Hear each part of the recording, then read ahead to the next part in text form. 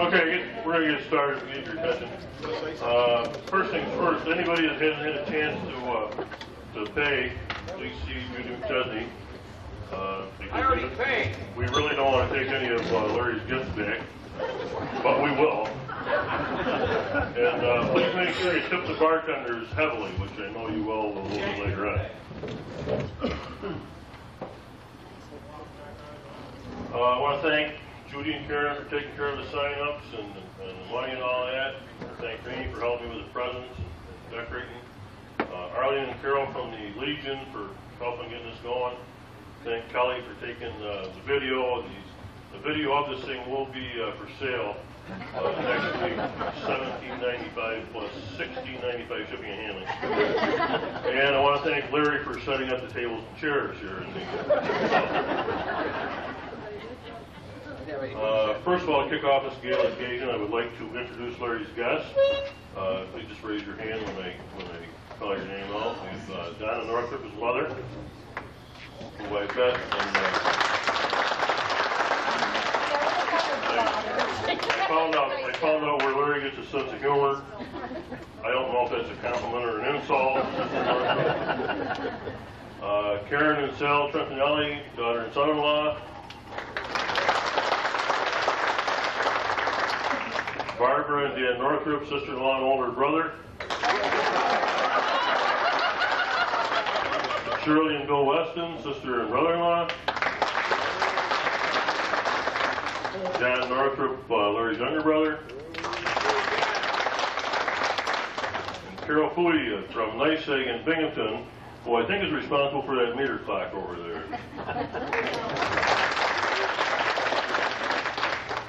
I'd also like to recognize some of the retirees. If they just raise their hand, we got Cy Shear, Leo Hafer, Lenny McConnell, Dan Gridley, Earl Lampman, Jack Dickinson, Paul Barr, Jack Doherty,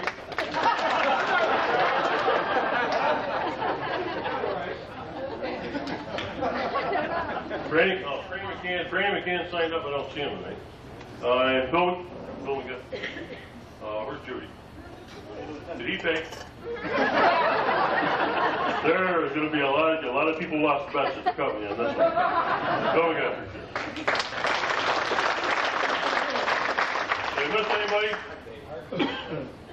I know one thing. I made a note here just tonight. I looked at all these retirees, and I think every one of them looks better now than when they worked. So, Larry, there's hope for you.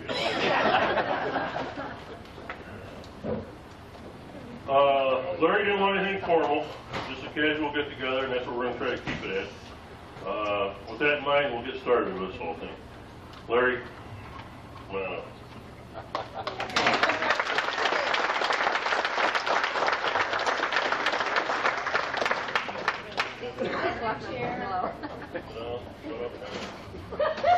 Speech!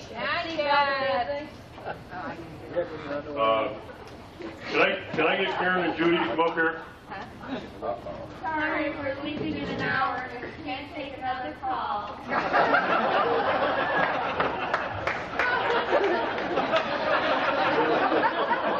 That was good.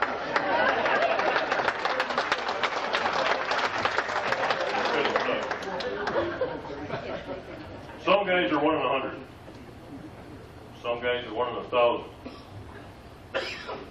Some guys are 1 in a million. Larry was 1 in a raffle. By the way, we can say anything we want to tonight without any worries or repercussions or recourse from Larry, because his short-term memory is shot. We'll hear more about his career later on. I did want to mention one record that he holds. He made chief in about 11 years, and he holds a record for getting the most first class promoted and for getting the most, wearing out the most form of any other chief in NYSEG. Some of you that never worked with Larry or went to camp with him may have missed out on some of his wisdom. At times he'll get quiet and then he'll utter one of his famous sayings. Like, this is Larry. A day without sunshine is like night. He who laughs last thinks slowest. When everything is coming your way, you're in the wrong lane going the wrong way. That's my favorite. Eagles may soar, but weasels won't get sucked into jet engines. I've got tapes of these. A lot of times you would ask the question, if people from Poland are called Poles, why aren't people from Holland called Halls? When cheese gets its picture taken, what does it say? If a pig loses its voice, is it disgruntled? I don't think they got the list.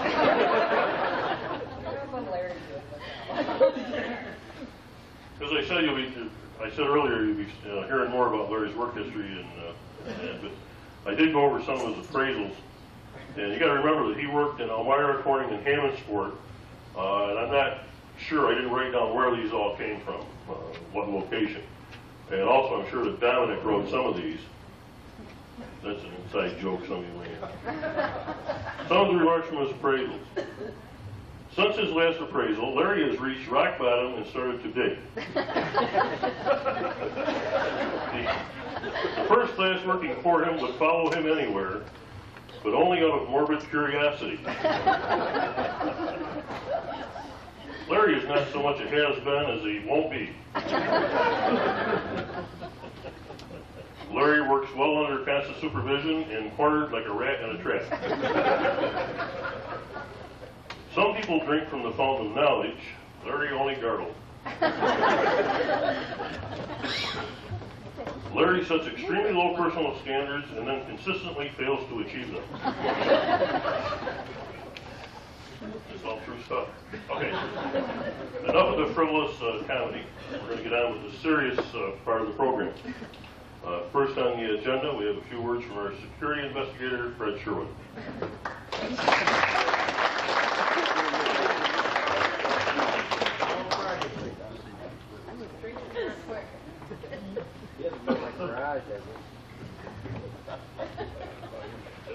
Larry, what are you worried about who I was sitting with over there?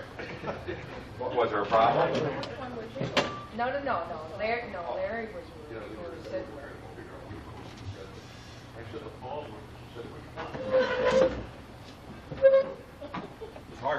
As Harf said, I'm the head security guy for the Elmira division. I do have a couple of... Use the microphone. Oh, shut up, Eddie. One housekeeping thing I think that Harf missed up on. I just wanted to... Kevin Rathlin's here tonight. Good to see you up and about, Kevin. Glad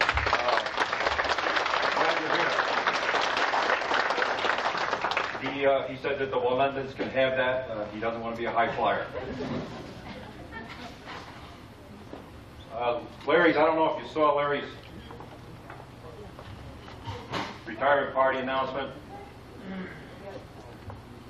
A retirement party in honor of Larry the Legend. We're trying to find out if that's in his own mind or time. And it tells us here on the, tonight, and here we are. And when you think about retirement, I've been with the company 7 years. This guy hasn't done a lick of work since I've been there. So what's he actually retiring from? I don't know.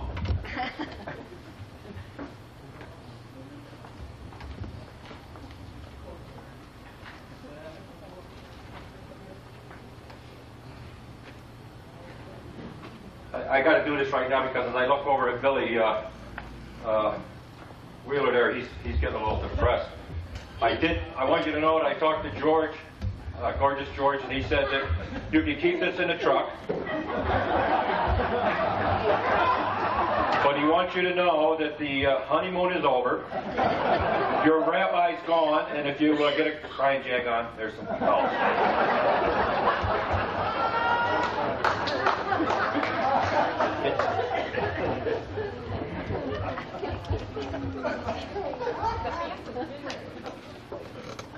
Here, Larry, just in case it gets a little hot up here and you want to fan yourself.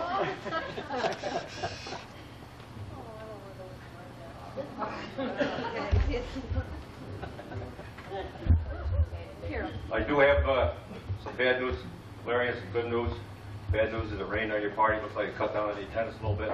The good news is Ryan Jenkins has got laryngitis. He's not going to be able to talk much. We'll see about that.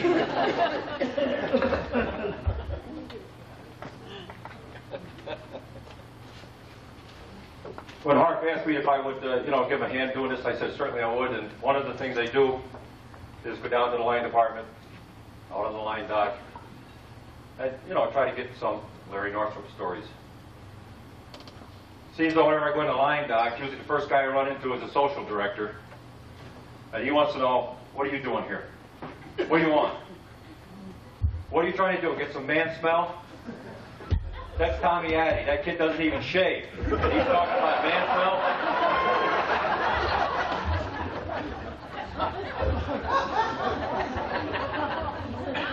But I did go down and canvass them, and obviously nobody said anything. A couple of people want to know Larry who, and I got the usual. But a couple of days later, I went into my office, and this company envelope laid on the desk, and I said, "Holy cow, what is this?" And I opened it up, and I was really surprised, because here's a booklet, the things Larry did, done, and shouldn't. I said, "Holy cow, those guys didn't let me down." And then I opened it up, and I said, "Oh yeah, they did. There's nothing in it."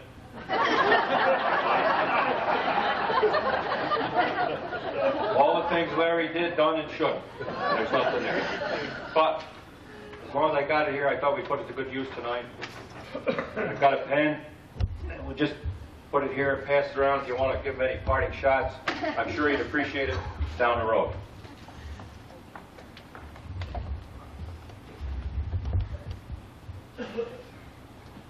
Apparently in 1965, the company made a couple errors. One of them was on the 1st of November, 1965. That was the day that Larry got hired. The second error was they paid him the top wage in that level, $2.15 an hour, as a first-class laborer in Elmira.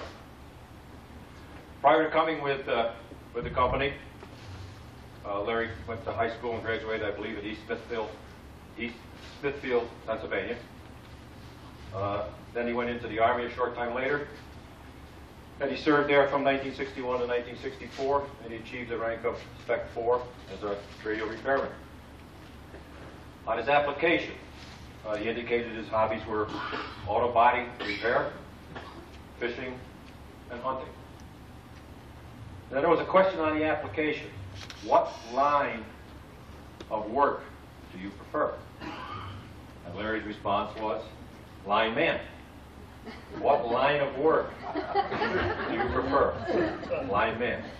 And as Hart said, he was on the fast track to make chief, and that, which he did in a very short period of time. He was an apprentice lineman in 1965 in Elmira, second class in 66. 1970, he became a first class, fully qualified in Elmira. Then he went to Corning, again as a first class.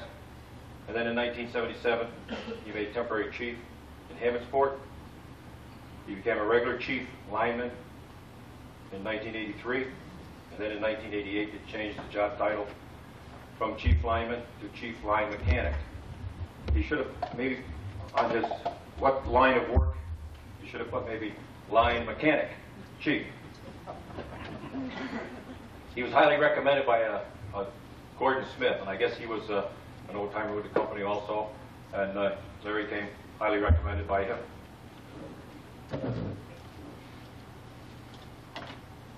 Just to piggyback on what Hart said about his famous sayings, another one of Larry's famous sayings is, If you want it done right, you have to do it yourself. If you want it done right, you have to do it yourself. There's a line that goes from Prattsburg to Wheeler, and there's probably 105 poles on that line. 105 poles on that line. Larry worked on that line. Larry worked on one of those poles. Would you believe that there's 104 poles up there, that the hardware and the cross arms are too high? Because on one pole, the cross arms are 2 foot below the rest of them.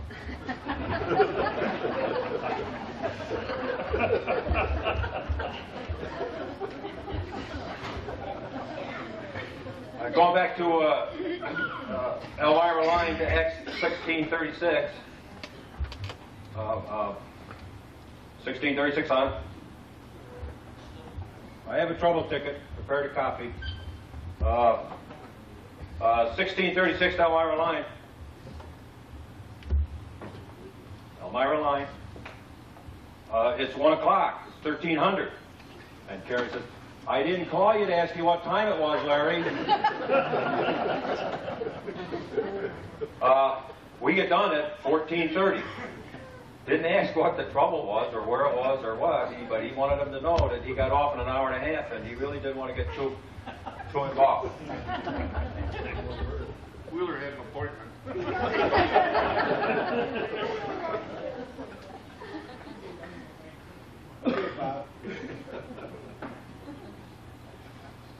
Usually if one thing goes wrong in the course of your day, you're having a bad day. Not so for Larry. If less than 3 things go wrong, he's had a good day. He's had a good day. He went to his truck one morning to go out on the job. And somehow, I don't know how he did it. I don't know all the ins and outs of those older trucks and how they worked. But he managed to hit the windshield on the truck, which didn't shatter it out, but it made it look like it was all frosted over in honeycomb, and you couldn't really see out of it.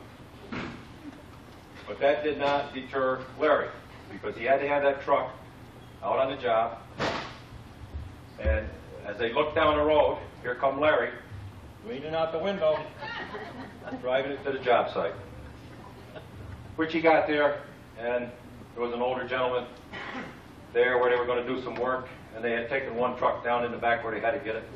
And the old gentleman come out, and I believe he may even have had a walker.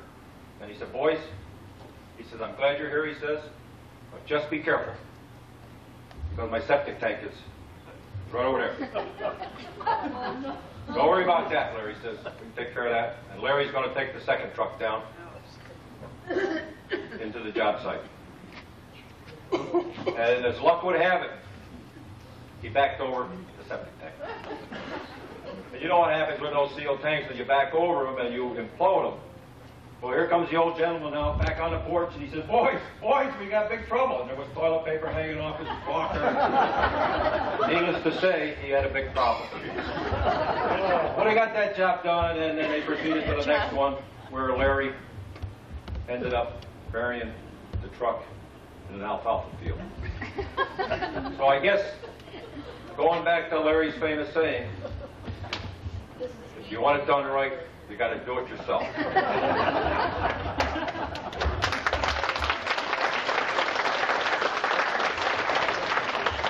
Thanks, Fred. Next on our agenda is the local 1111 union president, Tom Addy.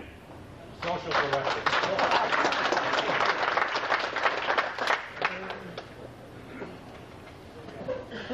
Fred, how many years did you say you had with the company? 7? That's correct. My goodness, I got more time on a leaning pole at night than that. I said I got more time on a leaning pole at night than you have with the company. Never mind. Right, Larry? Now I'm going to tell the truth about Larry. When all that took place, I don't know who the first class lineman was with you, because I know none of that happened when I was with you. I'd just like to say it's good to be here. And a couple of good words about Larry. I had the opportunity to work with Larry on the trouble truck, and it was just a pleasure. The man's demeanor is the same, whether it's Monday morning, Friday morning, whether you're working 8, 10 hours, or whether you go out of town and work 40 or 50 hours. It's always the same. And it's awful easy to get used to working with a guy when he's that way. And it was a real pleasure.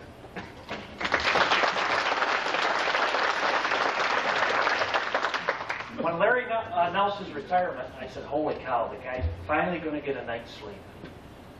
He's finally going to get a good night's sleep.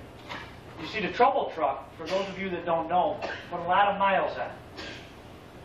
We could be working down in Horseheads on a particular call, and Karen and Judy will call him and say they got a no-power call way up in Watkins Glen.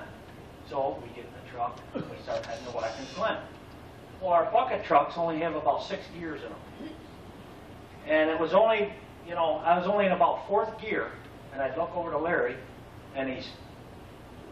and I mean, he can really saw him off.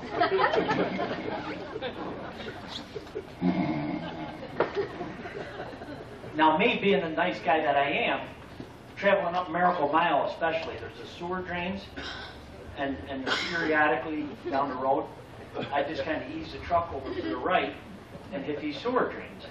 Now, when me and him in the truck, I'd look over as I'm hitting these sewer drains, and his head would go.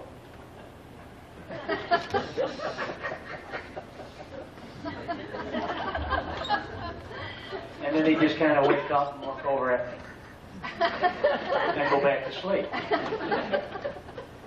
So we'd get closer to the call, and he always knew when just to wake up. Get a couple miles into the call, he'd wake up, and he'd grab the paperwork, and he'd check the call out, and he'd say, boy, I didn't sleep worth a damn last night. But geez, Larry, I wonder why. So at least now, we get a good night's sleep. Another thing is, he's been on a trouble truck for how long? 12 years? He's been on a trouble truck so long, he forgets how to operate a digger. Now, we have these diggers that... He never knew. That's not what he told us, Earl.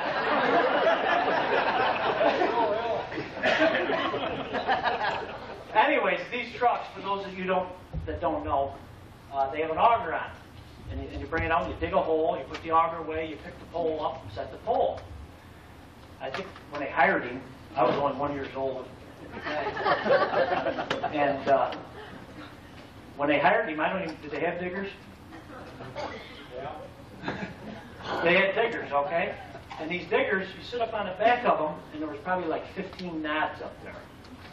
Well, when he announced his retirement and he started coming in a little spotty, 1 or 2 days a week, Harp couldn't afford to have him on a trouble truck anymore, so he took him off, put him and Billy on a line truck, and sent them all back to load a pole. So Larry, he gets out there, and he climbs up on the digger, and he gets in the chair, flips open the control panel, and there's only one stick. You see, now we're in the year 2000, we got one stick. It's almost like playing Nintendo up there. You can run the whole truck with one stick. Well, he got up there and looked down, and he says, Billy, what the hell they put these things on here? Billy had to climb up and show him how to run the truck. I have 2 presentations to make to Larry tonight. And this particular box of Kim towels, you can see half is brown and half is white. Well, we special ordered this. I went up to Harf and I said, listen, Harf, I want to give Larry a gift from the line department. Can we special order a box of Kim towels, half brown, half white? They normally come either all brown or all white. Well, geez, Tom, I don't know. We're looking after cost and we're trying to maintain our budgets and everything. I said, come on, the guy's worked here for a gazillion years. Break down and buy a box of Kim towels for him. So he did. But anyways, this was probably 10 years ago. I was just a second-class lineman. And we got the call to go down to Brewster for storm restoration. And in fact, Paul Barr was the foreman that took us. It was me and Jeff on a line truck, and Larry and Bob McGonigal on a bucket truck. So me and Jeff, we're all fired up. You know, one of our first trips, we're pumped and ready to go. And we get down there, and for those of you who've never been to Brewster, there's twisty, windy roads all through Brewster, and it's right full of trees. I mean, if you trim a tree, those people go nuts. So anyways, we get down there and we work, I don't know, 30, 35 hours, and they send us to the restaurant to eat. Now, all of us think, boy, we're going to eat, then we're going to go get 5, 6 hours of sleep and get up and do it again. So we go in the restaurant and eat, and the waitress comes around with coffee, and none of us get any coffee because we figure we're going to sleep. Well, we get out to the trucks, and then Paul comes out and says, boys, they just called me and they want us to go into this one particular area. It's pretty bad. They want us to work all night long, and we'll get some rest in the morning. Do you think we can? Well, I said, sure, you know, we can do that. So we jump in the trucks, and we drive about 45 minutes away, and we start working. Well, now time goes on, it's about 3 o'clock in the morning. And I look over, we're making up material, and Larry's head's on the back of the truck. And he says, boy, if I'd have known they were going to send us down here, I'd have went to the bathroom and had a cup of coffee back at that restaurant. So it wasn't about 10 minutes later, Larry's digging in through the side doors for some Kim towels. And he starts heading to the woods. Right? He's going to go in the woods and do his business. No big deal, we've all done it. So he goes in, does his business, comes back out. Like I said, it's about 3 o'clock in the morning. 4 or 5 hours later, the sun's coming up, and it's getting light out. And boy, we're working away right there on the same street, and we look over, and in the woods is a big pile of white Kim towels. And it wasn't the woods, because right beyond the woods was this great big huge mansion. And being so dark, and it was foggy and everything else, here Larry went and did his business right in somebody's front yard. And that's a true story. So what I would like to do is present Larry with this box of Kim towels, and again, it's specially ordered, and I want him to put it in his pickup truck. And if he sees fit to go poop in somebody's front yard again, in the wintertime, he can use the white Kim towels. And in the summer and fall, he can use the brown Kim towels. So there you go, Larry.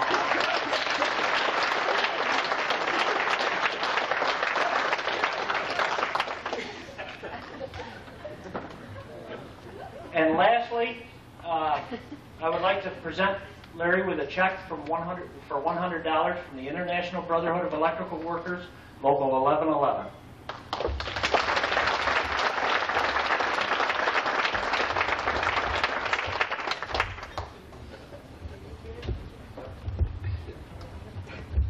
Thanks, Dad.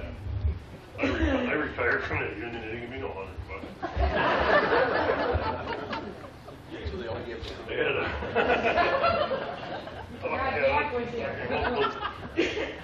said there.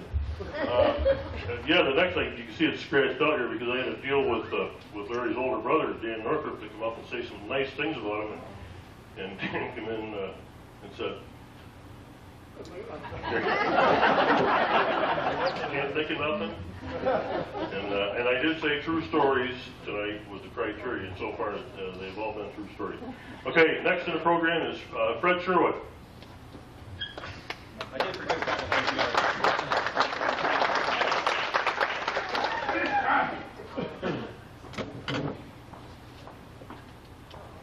Thanks.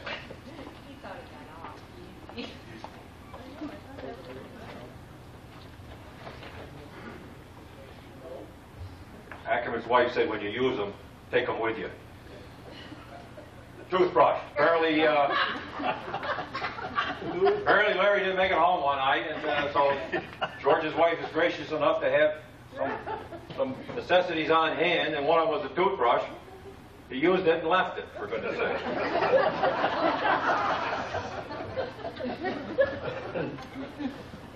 I did hear a story, another story. I didn't get too many of these from Elmira, but I got a few from Hammondsport. I'll tell you where they came from, just so. But they went to a job, and Larry had a pole behind the truck on a trailer, and pulled up and stopped, getting ready to set up. He apparently didn't realize it was on a little bit of an incline. And somebody said something about wheel chocks. And Larry, again, if you want it done right, do it yourself. Wheel chocks. You don't need wheel chocks. And then he proceeded to disconnect the electric connection to the trailer and the safety chains. And the last thing he did was release the pintle hook. And as luck would have it, that baby started going. So Larry put it in a headlock.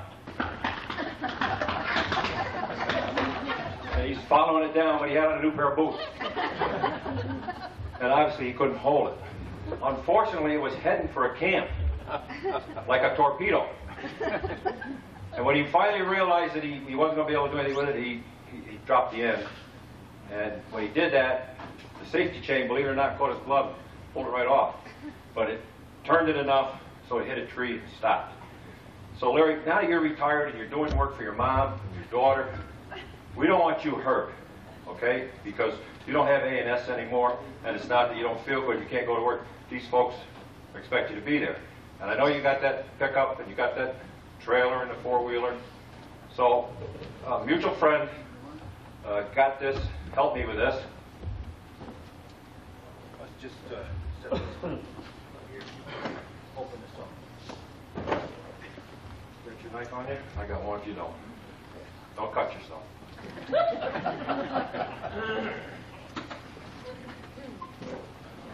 Is this going to take long, Larry? You're not on the clock anymore, Larry.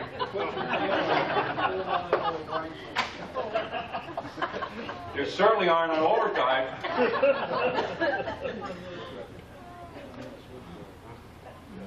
Got it? I'm proud of you.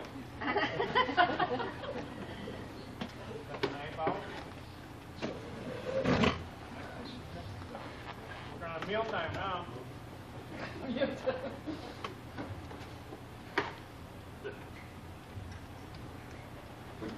Like I say, these are old. These are old, and actually, I took them down to the garage. We went to the safety committee, and we went down to the garage, and they outfitted these with cross chains so that he could get some traction. The only thing is, the guys in the garage asked that you kind of keep them hidden because they're thinking about going for a patent on them. So.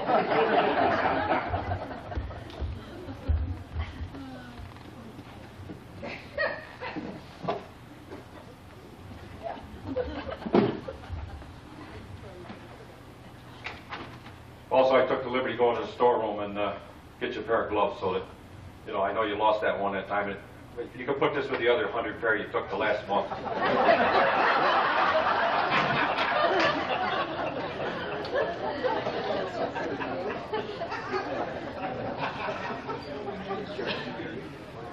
Oh, okay, we'll get you some. Don't be a stranger, we'll get you some. Larry was on a job one time and he was up, again, some of these terms I don't understand, but apparently he was up in a bucket and had built quite a nest. And I don't know what that means. If he had a blanket up there or what, but I presumed that it meant that he had a lot of wires and whatnot. Then broke for lunch. After lunch, he said to one of the other guys, he said, you going to go up and finish that up? No, I said, if you want it done right, you got to do it yourself. And that's what he proceeded to tell him and jump back in the bucket and up he went. And he's working away up there, connecting. And one of the guys on the ground says, Larry, I smell smoke. Big joke. He's going on doing his thing. Larry, I smell smoke. Big joke, you know, a big joke. Don't be fooling around like that. A few minutes later, off in the distance, you can hear a fire siren. And the guy on the ground says, Larry, I see smoke. And there was smoke bellowing out of this guy. Larry got an attaboy for his fast response to containing that fire. And needless to say, he never told anybody that he started it.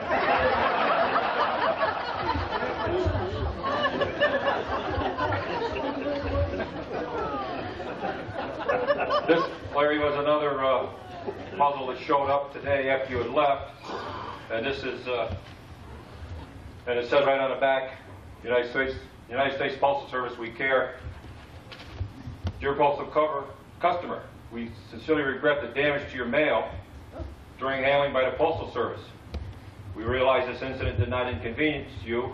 We realize that your mail is important to you and that you have every right to expect it to be delivered in good condition, rightfully so. Although every effort is made to prevent damage to the mail, occasionally this will occur because of the great volume handled and the rapid processing, and it goes on. And we hope you understand. We assure that we are constantly striving to improve our processing methods in order to even a rare occurrence may be eliminated. Please accept our apologies. Sincerely, the Postmaster. Well, it was a little, we didn't know what we had here, and obviously it is addressed to Larry W. Northrup, Chief Line Mechanic, NYSEG, One Electric Parkway, Horseheads. But I was a little concerned, and in my position, I said, we gotta look into this. And you could see, it's got a lot of tail signs that's been leaking, and who knows what. And I couldn't make it out on the top, but it looked like Conrail, 6 Penn Center, and I presume Philadelphia, Pennsylvania, but which I wasn't sure. If I could just set this here. So I opened it. I'll tell you right up front where I opened it.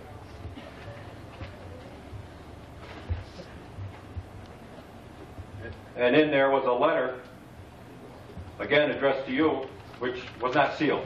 So that's that's not a big federal offense if you read it. So I opened it. Conrail, 6 Penn Center, 6 Penn Center, Philadelphia, Pennsylvania, 19178, June 18, 1999. Larry W. Northrup, Chief Line Mechanic, NYSEG, One Electric Parkway, Box 250, Horseheads, New York, 14845. Dear Larry, I recently heard of your pending retirement after some 30 years of service with NYSEG. I was also advised that you were involved with some revenue enhancement projects prior to your departure. I believe that in one of those endeavors, you misappropriated some of our property, for which we will hold you blameless, so it will not have any effect on your future. I have enclosed the property tag from the transformer that you stole, and would like you to have it as a small token of our appreciation for doing our work. Good luck, health, and wealth in your retirement. Very truly yours, West Railroad. He's the Vice President of Operations. Holy cow. And in there, believe it or not, Larry, is the plaque from the transformer that Larry stole from down behind the Hibernian.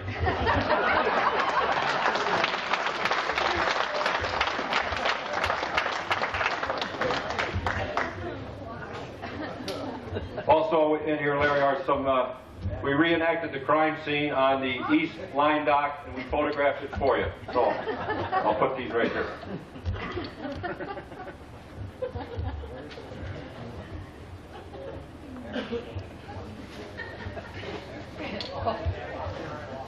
Just as a personal note, I've enjoyed working with Larry. I haven't worked with him that much, but they have been out on several occasions to help me with a shut-off or something that I was involved in on the security end. And I, like everybody else, want to wish you the very best.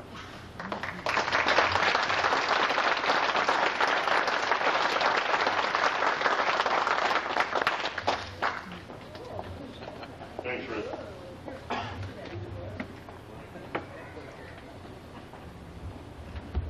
So far, we've done good sticking with the true story part. I'm glad of that. Not everything is fun and games with kids, Larry. There's some serious parts to this. Next presenter is Ed Dickinson. Larry Northrup. The ladies' room is plugged up again.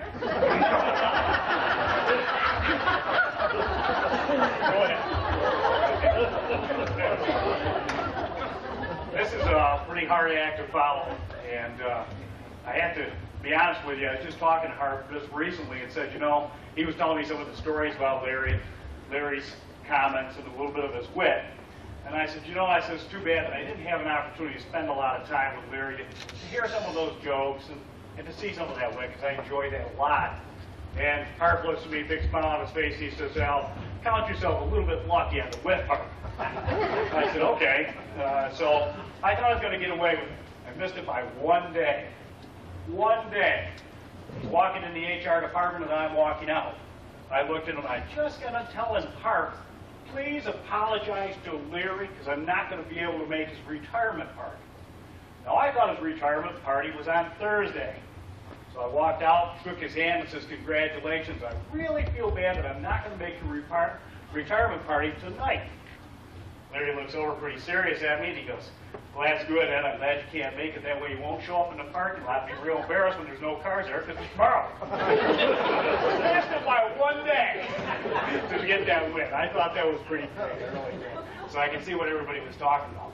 It certainly is a great tribute to you to see all these people here tonight and to wish you the best on your retirement. That's great. And I have the privilege of giving you the Quarter Century Club lifetime and honorary membership. And with that, my friend, take care and enjoy your retirement. Welcome.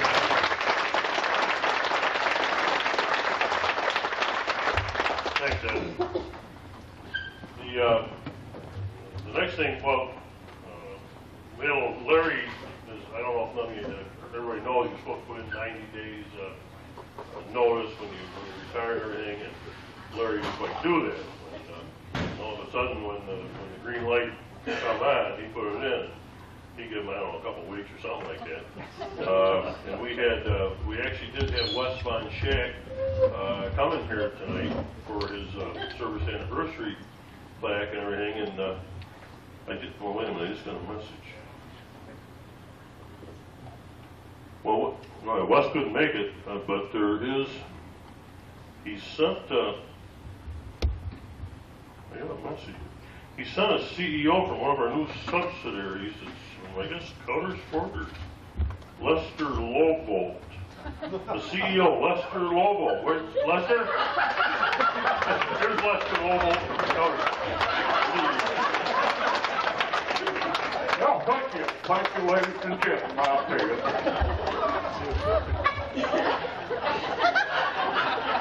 One of them new subsidiaries, I got my safety glasses on. One of the new subsidiaries of New York State Electric and Gas is, of course, new from down Cuttersford Way. It's called, it's the Rural Electric Association, and what, well, I'll explain a little bit later, but we know that instead of CMP, known as diarrhea. You know, down with, you know, not too far away, just little Route 6 there got Austin for you. So you go down in Austin, Rural Electric Association, diarrhea. So we just, Mr. Bronchak, of course, he's a good friend of mine, you know, I just thought he invited me to come up and say he wished you nothing but, you know, nothing but the best. Reed, we kind of recall that. Reed recalls diarrhea. Are you getting fun out of this yet or what? Here, hello? I'm getting a little more. Hold it.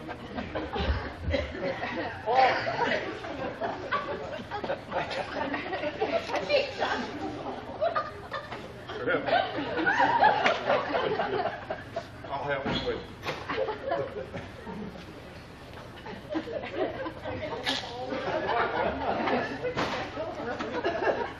I know that's what you drink. I heard Darren Wesley told me that. But anyway, you know, down there in diarrhea, what we're looking at down there is not coal-fired or nuclear. See, we got rid of that shit the other day. What we got down there, it's mostly it's this methane. See, down there on Buford, on the Buford farm, Buford, that's the stuff to pronounce sometimes. The Buford farm, we got this big pig. We got all these pigs down there, and we make methane out of that. It's methane. And I mean, they're big-ass pigs, you know. Speaking of big-ass, you tell them to haul ass, you got to make 3 trips, don't you? I'll tell you how to use that. Anyway, so these big old methane, we take these boys, and I'll take, you want to drink that or what? I'd hunted that a long way, boss. You know. We can thin her down. That's all right. It's a little warm. It's all right. It's been in my ass all week.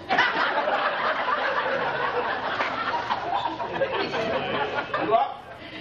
Well, white socks. Kind of look like Michael Jackson. No gloves on or nothing. Well, we use this, I'll tell you, it's important though, because you understand, NYSEG is really diversified. We're diversified. And this methane seems like a brand new thing. They got wind. Talk about wind. Yes. This methane's got a lot of wind. You take one of them hogs, fat-ass hogs, you get them hogs, and what we do is we stick a cork up the rectal end of one of them big hogs. In fact, I'll tell you, it's amazing. Then you just poke a little pinprick in there, and you take it and you blow it. It gets in there in the balloons. There's these balloons. You got all these hogs, hundreds of hogs all facing you. It's a dangerous looking thing, I'll tell you. Because all of them got these corks shoved up their ass. So anyway, they're all facing you, running around in there, here and there. And I'll tell you, and they're all oozing just a little bit of methane. One day not too far well there in Wellsboro, there was a fair down in Wellsboro. You've been down to Wellsboro, down there camp or something? That probably have. But anyway, you know what's down there. Down there in Wellsboro, what we did, there was a fair down there, and the fair there happened to be a monkey escape. Monkey. The old monkey escape. Well, the monkey showed up at our methane plant, I will tell you. And it was kind of really tough, because that old monkey, he's sat there, and the next thing you know, before we could stop him, he grabbed one of them big old 1,000-pound sows, and he grabbed one. I'll tell you, you can't do this. And he took that cork and he pulled that sumbitch out of there. And the last thing we saw that monkey, he's got his eyes drawn, going, hoop, hoop, hoop, hoop. Well, he couldn't put that boy back in there fast enough. Well, let me tell you, we recognize, our CEO recognize how important a good employee, and you happen to be one of those. I heard a story once that you were into chewing bubble gum. I didn't bring any with me. That's another, I'll tell that story. I'll tell that story. One day, it just happened to be to the side, I was told this by one of the other linemen hanging there out there. And they said one day Larry was trying to quit his snuff. So he took a little dip there and he put it in, and one of the linemen that was with him got a real fine fellow by the name of Poker that said to him, look, he said, you ought to quit that. The Lord said quit that, stop them bad habits. Speaking of that, let's have one more. He said, you ought to be chewing this gum. I do it regular now since I quit smoking. Larry said, well, maybe I'll give her a try. So I handed him a little bit of gum there, and he put it in his mouth, and he chawed, and the next thing you know, his mouth was all gummed together so bad with his false teeth that he couldn't stop it. He couldn't eat. I go, holler. You wanted to fire that guy right there. You got away with it, I guess. Larry, I just wanted to impress upon you how important employees are, and I do in all seriousness. Well, I'm still looking at you. How can you be serious? But I'm serious. It's been a pleasure to work with you all those years. That's what I heard from all the people that are here tonight. And, well, Lester Lobo, that's myself, from down in Callisport, Pennsylvania. Want to wish you nothing but the best in your retirement years. And I certainly do hope to be able to stick around long enough to maybe have a cold beer right over there. Would have Mr. Overton to make the introduction. I appreciate that from the bottom of my soul. So Larry, best of luck to you. And I'll tell you, from diarrhea, you're a good shit.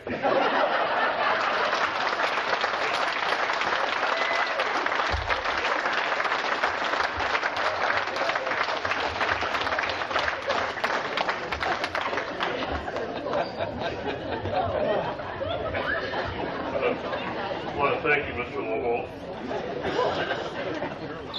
I don't have a clue where we're going from here.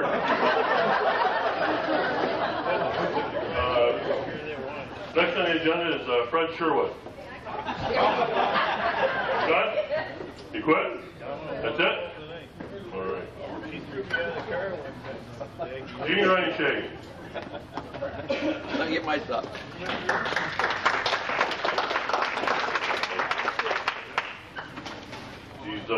relation to Lester. Hey, I can sing a few Elvis songs. How you doing, Larry? Good. He is right. I do have a little laryngitis, but that's never stopped me from doing things that I like to do, and that's talk. Hello, buddy. Here it is. Last day of work. I watched Larry this morning. You know, you come to work and you kind of walk around and do a little hall monitoring once in a while. But I walked in the line room, and there old Larry was, rolling up his sleeves, you know, making sure that Charlie Clark got the sleeves back and the gloves, because he has to worry about that stuff pretty bad these days. Know where they're at. He's also had these old ratty-looking Carhartts, you know. These things were so bad. Most people had thrown them out. But he says, you know, Tommy had been wanting these for a long time because he wanted a real good pair of Carhartts, you know. So he took them over there and laid them on his desk for Tommy. Did you get them, Tommy? Oh, yeah. Got them sitting there. Well, I could tell you lots of stories about Larry maybe at work, but I don't know any. Mostly what I know about him at work, he kept his mouth shut, did his job, and was there every day. So that's pretty good, I guess. I never got in trouble with you. I don't remember accident one. I don't remember grievance one. I just remember doing his job, you know, and I guess that's okay if you could just remember God for that. But I do know a little bit of stories about him and his buddy Harv over there, wherever Harv went. They invited Lynn Murphy and I to go down and fish with them down there. Their famous camp down near the diarrhea, wherever that was, that diarrhea town. I've heard a lot of stories about the diarrhea chairman up there at that camp too, by the way. And maybe, in fact, I shouldn't tell those either. But they got this nice fishing camp down around Slate Run, Pennsylvania, down in Foster Hollow, you know, and it's kind of those men kind of things. They go down to Bond, you know, for a couple, 3 days, you know, and talk about fishing and drink a little beer. You know, just kind of basically have a pretty good time. Well, I didn't know Larry personally until he got down there. You know, I kind of feel we kind of grew up together. I grew up on a dairy farm, you know, kind of poor, didn't have a whole lot to have, and I found out we grew up on a dairy farm, milked cows, and did that kind of stuff. So we kind of bonded together pretty good that weekend. We got talking about fishing though, you know, and doing a little fishing, and who was the best fisherman and all this stuff. Well, I kind of prided myself as being a pretty darn good fisherman. I'd grown up in Catskills, and near the famous Beaver Kill, and all those streams down there, and I thought I knew what I was doing. We get down there in Foster Hollow, and this little old Manor Brook that they got, you know, in places like that. They took me and Murphy, and they dumped us off up on the top part, and they said, well, you guys kind of walk down here to the bottom, you know, and you'll catch the fish. We'll meet you after about an hour. So sure enough, you know, I walked down the stream and I caught maybe 10, 15 nice brook trout. You know, I was real proud of myself. And so that Lynn, you know, we're down through there. And I come around the corner and there's old Northrup. He's fishing away like crazy, you know. He says, how you doing? He says, oh, I caught a couple, you know, pretty nice as he pulled them out there. I said, boy, where's Harv? I said, I don't know, I haven't seen him. And I said, well, what do you mean? He's come down here first, did he? He says, oh, I don't know, he's down there down the ridge somewhere. So we go down there, you know, we get down by Harv, he's down by the bridge, sure enough. You know, he's standing beside a pickup truck. He says, what'd you guys do? And he says, well, you know, I got 4 or 5, and they're all about 6, 7 inches. And he said, well, let me show you the ones I got. So he pulls out these beautiful brook trout. I mean, there ain't none in this creek like this. Oh, I can't believe where he's got these things. I said, well, where'd you get them? He said, well, I just got them under here at the bridge. I said, Larry, you believe that story? He said, no. I said, I don't believe that story. We think what he did was he used a secret lure. Well, I'll tell you what. I have invented the secret lure. And I'm going to give this to my good friends. From now on, he catches as many as Harv Overton does. This is called the metallic blue jointed Northrup. And right here, he stood by that pickup truck, and all he did was hold the beer out, and he got all those fishermen to give him the fish, and he never put his line in the water over him. So we're going to beat him next year. There's no way he's going to win now. We got the stuff, we're going to get him. That's what you call a double dose. But the other thing that I know about Larry is that he kind of wears things out quite a while, like those old Carhartts that he gave. He's got a fishing vest most of us would have probably put in a trash can a year or 2 ago. Maybe even 4 or 5 ago. How about 15 ago? That's one that I think you got at the Sally's, you know, that Salvation Army for those that haven't shopped there. That was Brandon when I got out of here. Yeah, it's true he did. Well, anyway, I want you to open this up. Oh, buddy.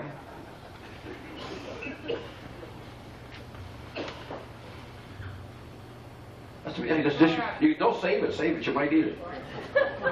You might need that somewhere though. If you save that, you know, you probably take it down there with the other brown and the white and all the other stuff that you get.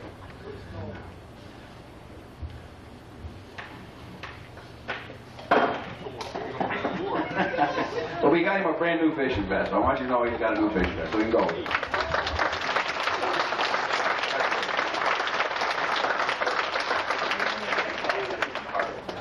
I don't want to tell all the stories about it. Thanks, Chief.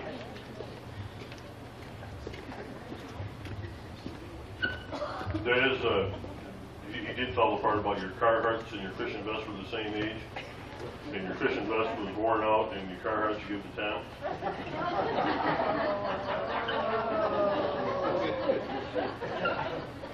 He doesn't care. We're winding down. No, I was talking about how they were used.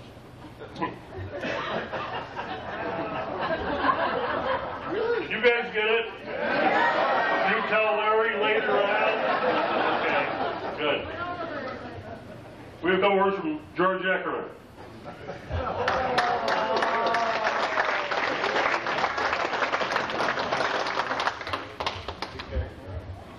He, looks like God invented pants.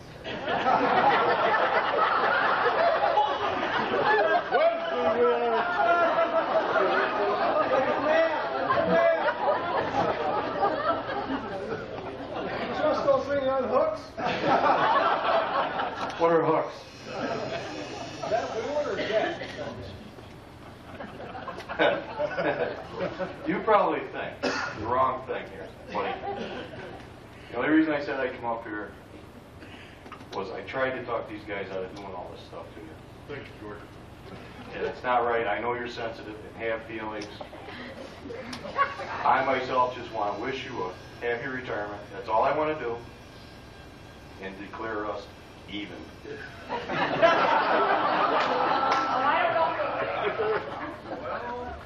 What'd you do with real Ackerman? Well, not you mentioned there was one or two of them.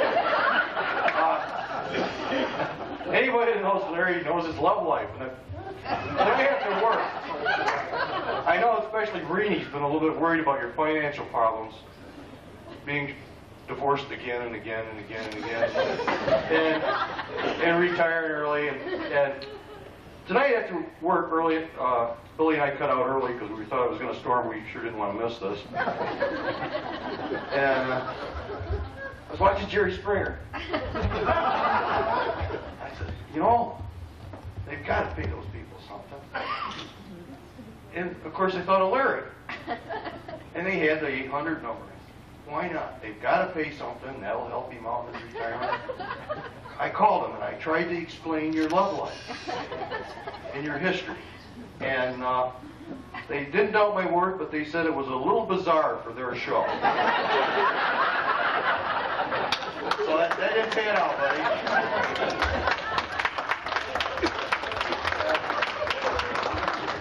So I did have one other thought. I'm going to cut this short because I want to drink more beer too.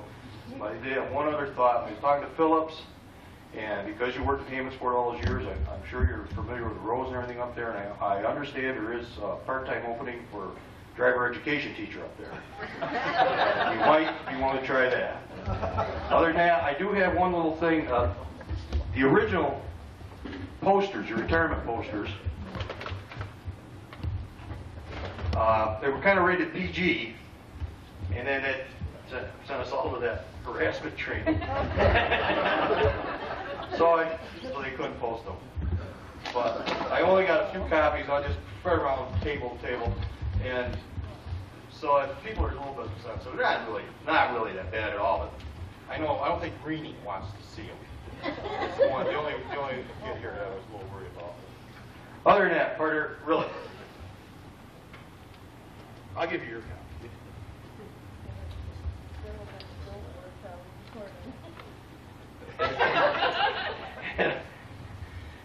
And I'll pass a few around to some selected people. I really would appreciate if you could show them reading. Other than that, best of luck with it.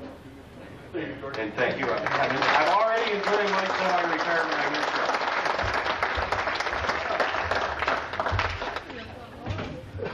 Thanks, George. Larry has been sweating this for months. You were very gentle. Fred, you got any more? No. No? Okay. Anybody else out there that would like to, Yeah. all right. Just like to say, Larry, have a good retirement. Little toast, okay, folks? Little Have Coke? a lot of, it's been a lot of fun. You'll be missed. By who? Here. Yes,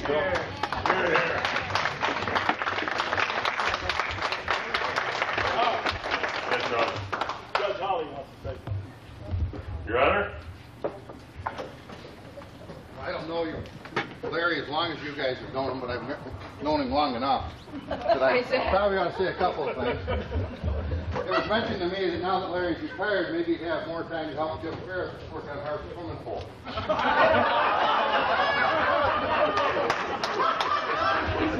didn't know that was going to be that good. But I know. What'd I say? What'd you say? I'll repeat it. Well, that was pretty rotten, Charlie. Don't blame it on me. Hey, I got to know Harp about 10 years ago. I met most of the linemen through, I was with the state police, and either by arresting them or one way or another we become good friends. We had a softball team together, and I'm involved in a couple of hunting camps, and Harp and Jack Doherty and Neil Fogarty and so forth, they brought Larry to camp, and they present him as a new member. Well, probably the vote was taken way too early. I don't know. A lot of you have, linemen that worked on a crew with him have slept with him, so I realize that you have some knowledge of the way this guy sleeps. I have never seen anything like it in my life, and in fact, it's scary. And I know there's a lot of women out there that slept with him, and I don't know how they. But it's the worst fact I've ever seen in my life. I've almost called 911 2 or 3 times. He doesn't sleep. He dies for 3 or 4 minutes at a time and comes back. And it's that's something I guess will beat that up. But I don't really have a whole lot to say other than Larry. What I've enjoyed about him is standing around in a group with Bill McGettrick and some of the guys at camp, and Larry's humor is so unusual. I got a son that's in the FBI now, and he was home this last year. Larry and him spent some time together, and every time I looked at my son, he was just shaking his head. And this guy, he said, Larry said to me, you know what your son told me? He said they built the Hoover Dam with horses. Wonder what they did with the old horses. Oh, boy. No, the one I really, and I shouldn't tell it because I've told it before, but one of the first times I met Larry, I was trying to be serious, and it was a little group, and we all got a beer in our hand, and we're just standing out enjoying ourselves, the man thing, and I said, boy, did you guys read that article in the paper the other day where the man was with his 2 kids down in South Carolina, I think it was, and the kids were on the trestle, on the railroad trestle, and the train came, and the father was hollering for the kids to run, run, run, and they didn't make it, and they were hit by the train and killed, and I said, boy, what an awful thing for a father to go through. And Larry said, how old were the kids? And I said, I think 7 and 8. He said, I thought kids were older than that before they were trained.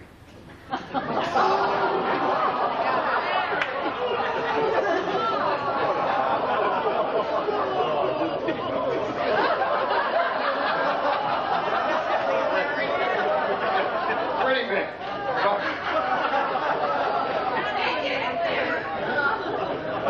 Anyhow, thanks for inviting me to your retirement party. Some of the girls at Tiger Town are wondering who's going to buy the French fries now. Obviously, that. Thanks, Joe. So far, everybody's stuck by it. It's a true story. One of the things you do when you're down at camp, so whenever Larry tells a joke, people start to laugh. Everybody, especially Joe, he leads it. Don't encourage him. Don't laugh. Don't tell another one. Okay, anybody else say hey? No, boy, I know there's a lot out there. We'll save it. From everybody here, we got a few gifts that to remember us by and hopefully help you enjoy your retirement. Like we're going to need to help you enjoy your retirement, I'm sure. The horsey picture, Larry, did you guys see the horsey picture? That was taken in the Clown Lounge on Waterville, Pennsylvania, in case anybody wants to know. And Rini brought that. She put that up there in lieu of the 71 things that she was going to bring up, Larry, so you know what that means. I'm not sure what's on the table. I'm kind of sure. We got somebody snuck this lunchbox in here. I'm not sure what this deal is. It had a Hammondsport postmark on it. Pro Hardware. I don't know what it is. Maybe you don't know what it is.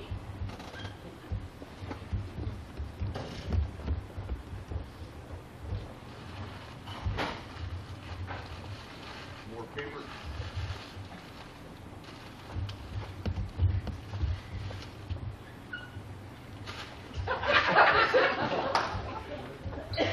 Thanks, Len. We got something in here. Yeah, we got something that's allowed to thought.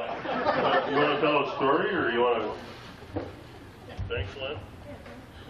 Yeah, we were out working one day, and obviously, Len McConnell didn't have enough to do. So while the rest of us were busy, he was out in this yard picking up little doggy stools. What do you know about it? But it was cold that day, and he put it on the front seat of the truck. And the heater was on. There's also nothing worse than a thawed dog walk.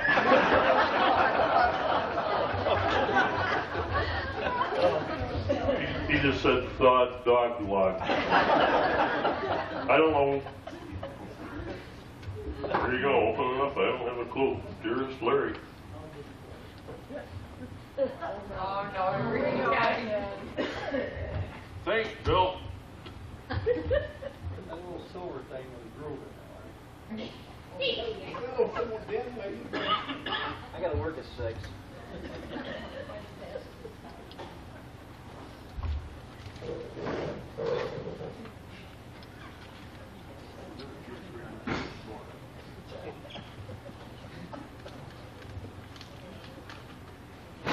And we have What do you do, Ed? Try like to read? 16 cents. Oh, wait a minute. Oh, no, in there. 16 cents and, oh, there's more in there. How much we got now? 36 cents. 41 cents. And it says, You were my best apple fritter customer. Sorry, George.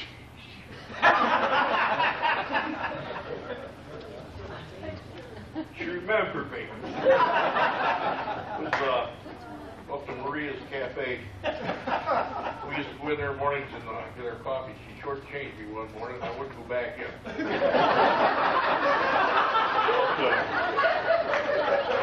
I don't recall them having coffee to go up there either.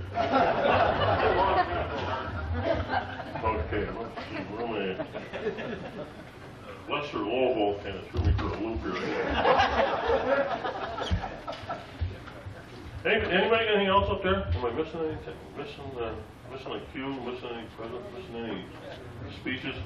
Let's start. We got, yeah, there's one. We got some stuff that the people all here through their gifts or through the tickets and stuff, we bought you some stuff, and I don't know what the hell it is. What good it is.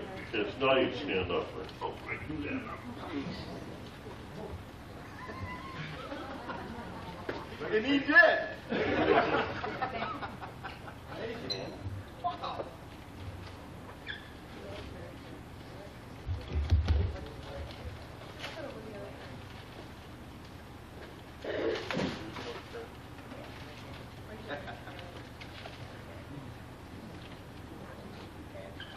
Gun rack for his four-wheeler. Larry's got a four-wheeler now, so he's in this sportsman stuff big time.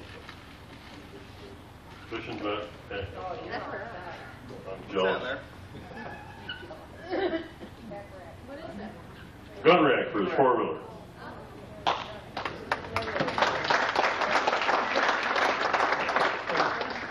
The big present's next.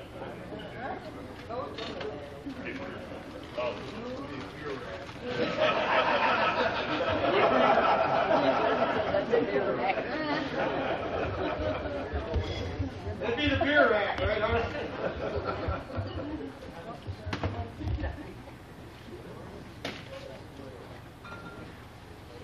Larry, you know what's in that box? He ain't got a clue what's in that, but not yet. Fogarty's in there.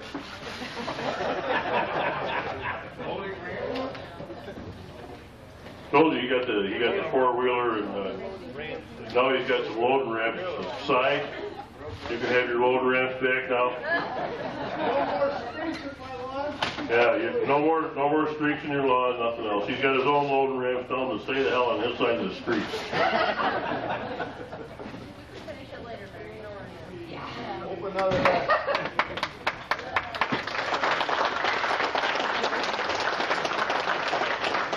And Larry's four-wheeler's got a front deal on it where for plow and stuff, snow plow. So when he loads it in his truck, he has to back it onto the truck. And we got a little ramp deal down at camp where you back it on. You ought to see that act. After a six-pack. Well, I've never seen it after a six-pack.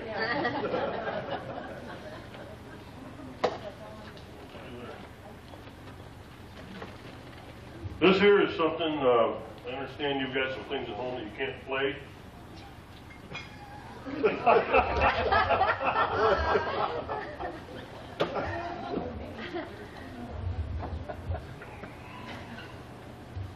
You want that paper?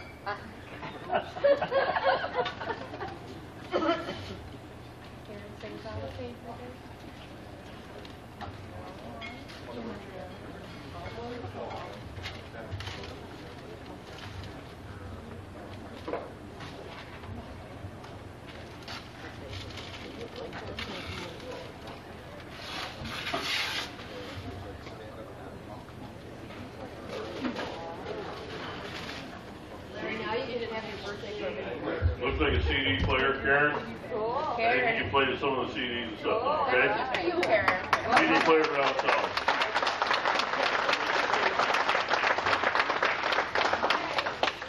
That was, that's up with all the folks here, Larry.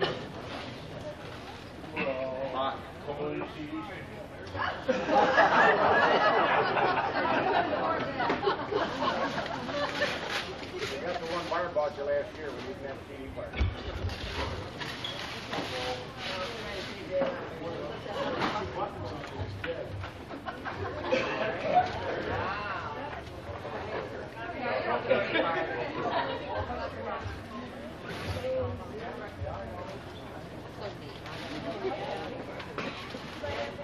We're at the part of the program where my cheat sheet is empty. I got nothing else for the program to say.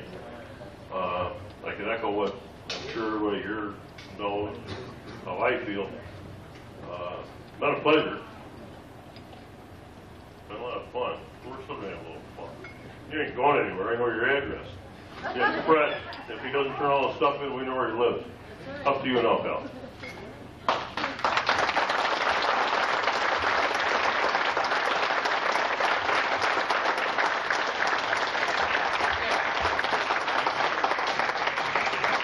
Everybody for coming. I appreciate it. The years I've been down in NYSEG, made a lot of friends. Well, at least I got to know a lot of friends. I wasn't talking to you, Jack. That come Nick too, Larry? It has been a lot of fun. We've done a lot of hard work. That's a little fade in the memory, but I remember some of the good guys at work. In fact, Hazel over there, 3 years after he retired, I thought my name was still goddamn at Northrup.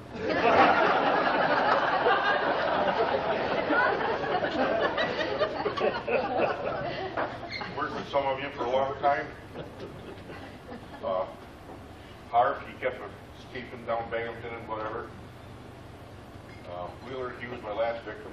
And believe it or not, Bill, Jordan can be trained. He is from Walsburg, but he can be trained. it take a little bit longer, that means you don't sleep as hard. And I'm just overwhelmed with the amount of people that are here. I got 71 things to tell Rainey. And I appreciate what everyone's done. Thank you.